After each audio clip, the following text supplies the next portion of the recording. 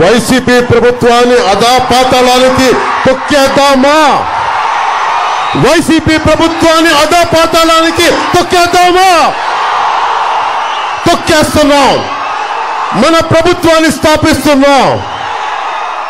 రాజంపేట నియోజకవర్గం మనకి చాలా కష్టాలు ఉన్నాయి. ఇక్కడ దీనికి ఇన్ని లక్షల మంది 2.5 లక్షల మంది ప్రజలు ఉన్నారు.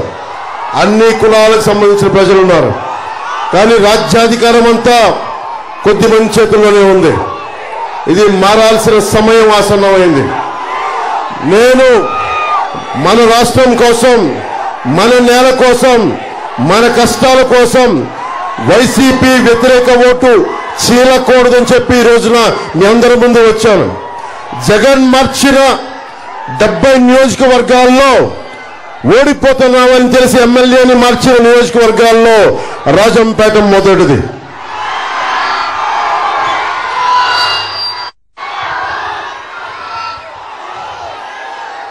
మిథున్ రెడ్డి గారు, సారా వ్యాపారాలు చేసుకునే మిథున్ రెడ్డి, నేను పోటీ చేస్తున్న పిఠాపురంకి వచ్చి నన్ను ఓడిస్తారంట.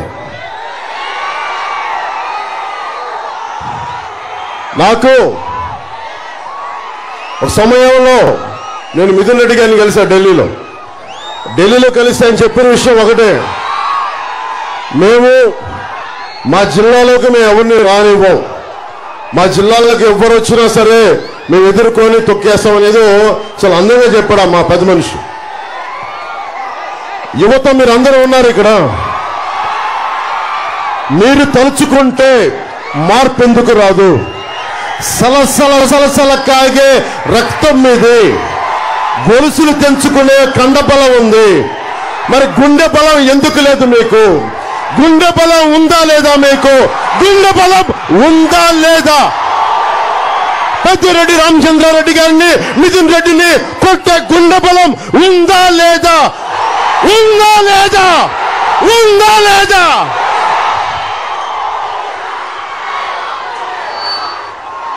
మేడం మల్లిక్ అయిపోయారు. ఆయన స్థానంలో ఆకేపాటి అమర్నాథ్ రెడ్డి గారు వస్తా ఉన్నారు. ఇద్దరు అడ్డగోలుగా దోచేశారు. వారిని పక్కకు పెట్టి మనకి బాలసుబ్రహ్మణ్య గారిని రాజంపేట ఎమ్మెల్యేగా తెలుగుదేశం సైకిల్ గుర్తు మీద గెలిపించాల్సిందిగా కోరుకుంటా ఉన్నాం.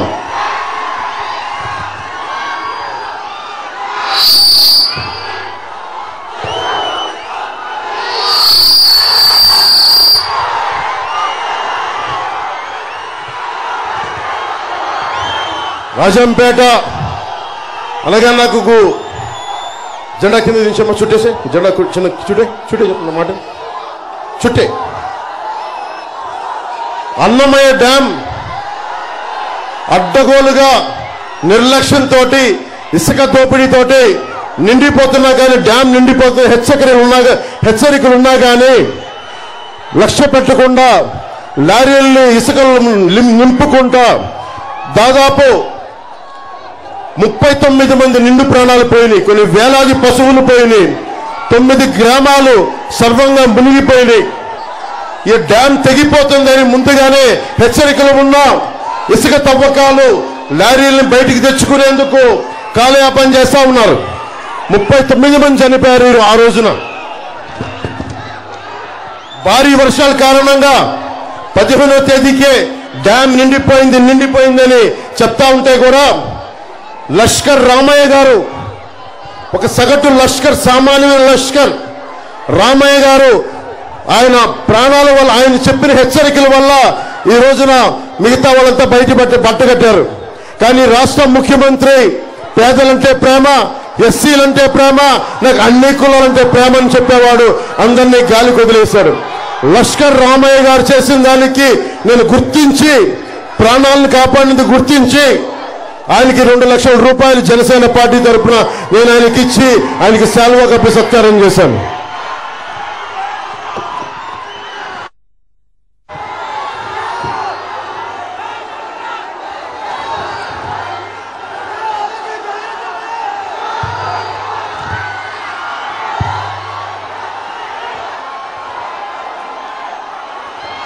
ఒకవైపు డ్యాములు కొట్టుకుపోతా ఉంటే ఇక్కడ పెద్దిరెడ్డి రామచంద్రారెడ్డి గారు, నితిన్ రెడ్డి గారు, మిగతా వాళ్ళంతా కూర్చొని లిక్కర్ సంస్థలు నడిపిస్తా ఉన్నారు.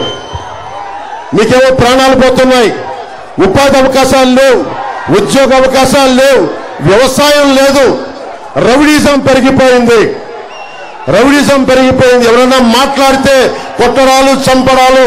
ఈ మధ్యన ఇప్పుడే చూశారు, వేధించి ఆత్మహత్యలు చేసుకునేలా చేశారు. ఇది మారాలి అంటే టీడీపీ, భారతీయ జనతా పార్టీ, జనసేన కూటమి ప్రభుత్వం రావాలి. అదొక్కటే మార్గం. దీనికి దాదాపు ఒక్క ముగ్గురు దగ్గర సంపద ఉండిపోయింది ఈ నేలలో. పెద్దిరెడ్డి రామచంద్రారెడ్డి గారు, వారి అబ్బాయి, వారి తమ్ముడి దగ్గర ఉండిపోయింది మొత్తం సంపద అంతా. మీరేమో ఉపాధి అవకాశాలు లేక రోడ్ల మీదకి వచ్చి తిరుగుతూ ఉన్నారు. మీ కష్టాలతోటి మీరు కడుపు పట్టుకొని ఎక్కడో విదేశాలకు, లేదంటే ఎక్కడో గల్ఫ్, ఎడారి ప్రాంతంలో గల్ఫ్లకి పోతా ఉన్నారు. ఐటీ పరిశ్రమలు లేవు. ఉన్న అమర్ రాజా బ్యాటరీని తరిమేశారు.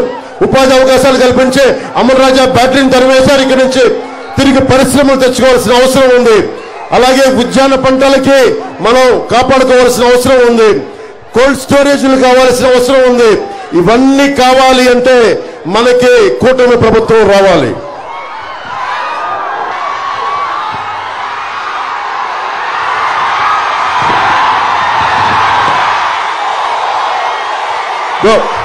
ఆ పచ్చబట్లు పడిపించుకొని ఇది విసిరే ముందు ఎలక్షన్లు వస్తా ఉన్నాయి. ఎలక్షన్ వస్తే పెద్దిరెడ్డి, మిథున్ రెడ్డి మీద కోపం చూపించు. పెద్దిరెడ్డి, మిథున్ రెడ్డి మీద, వాళ్ళ తమ్ముడి మీద, ఆకిపాటి అమర్నాథ్ రెడ్డి గారి మీద, వాళ్ళ మీద చూపించండి. వాళ్ళ మీద కసి చూపించండి. మార్పు తీసుకురండి. కూటమి ప్రభుత్వాన్ని తీసుకురండి. 10,000 కోట్ల రూపాయలు జీఎస్టీ కొట్టిన కూటమి బిల్లు. ఈ గుంపు 10,000 కోట్ల రూపాయలు జీఎస్టీ కొట్టారు. ఇది ఏదైనా మాట్లాడితే రౌడీజం తగ్గిపోయింది, ఫ్యాక్షనిజం తగ్గిపోయింది అంటే పెద్దిరెడ్డి రామచంద్రారెడ్డి కలిసి మళ్ళీ రౌడీజం, మళ్ళీ ఫ్యాక్షనిజం పట్టుకొచ్చారు. మరి ఏం తీసుకురావాలి? కూటమి ప్రభుత్వాన్ని తీసుకురావాలి.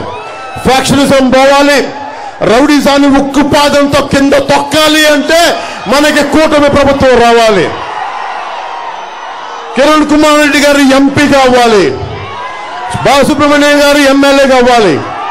రాష్ట్రం అంతా తెలుగుదేశం, జనసేన, బీజేపీ కూటమి ప్రభుత్వం రావాలి.